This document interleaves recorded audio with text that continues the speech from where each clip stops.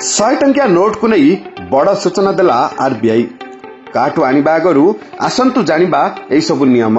देश में सर्वाधिक व्यवहृत नोट मध्यरु गोटे हेउछि 100 टंका नोट। एथरा आरबीआई ए नोट विषय एक बड़ चेतावनी देइछि, जहा दुकानरू बाजार पर्यंत व्यवहारकारी दृष्टि बहुत लोकप्रिय। सारा देश में नकली नोट को नहीं चिंता बढ़िबारे लागिछि। 100 रु 500 टंका पर्यंत एकाधिक नकली नोट को नहीं चिंतार विषय पलटिछि। एही परिस्थिति रे जाल नोट उपरे भारतीय रिजर्व बैंक व आरबीआई प्रमुख निर्देशनामा जारी करिछि। प्रकृत और नकली नोट गुडी को किपरि चिन्हट करिवे से नै बैंक किछि पॉइंट रखिछि, जहा द्वारा आपनक पर्स रे थिबा 100 टंकिया नोट असली किंबा नकली जना पड़िबो।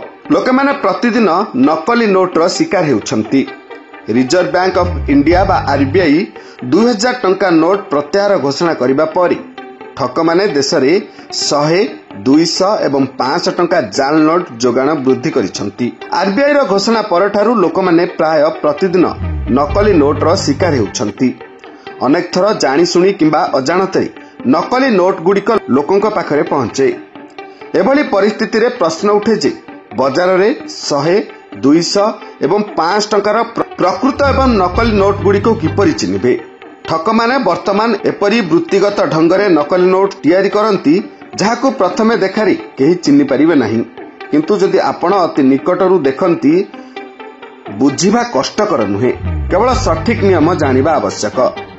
एपरी परिस्थिति रे प्रश्न उठे जे बाजार रे 100 टंकार मूल एवं नकली नोट को किपरि चिन्हिबे। प्रकृत एवं नकली 100 टंकिया नोट को किपरि चिन्हट कराजिबो से नै आरबीआई स्पष्ट करिछि। यह व्यतीत ई नोट रे 2 मिलीमीटर सुरक्षा बैंड रे भारत एवं आरबीआई लिखित रहिछि। विभिन्न कोणरू देखा जिबा बेले यह नील एवं सबुज देखा जाए। आउरी मध्य जदि आपण महात्मा गांधी एवं वर्टिकल बैंड मध्य रे थिबा मैग्निफाइड ग्लास को देखिबा को चेष्टा करंती, तेबे आपण आरबीआई एवं 100 लेखा देखिबे। एही उपाय रे आपण आपणकर सहित नोट वैधता चिन्हट करि परिबे।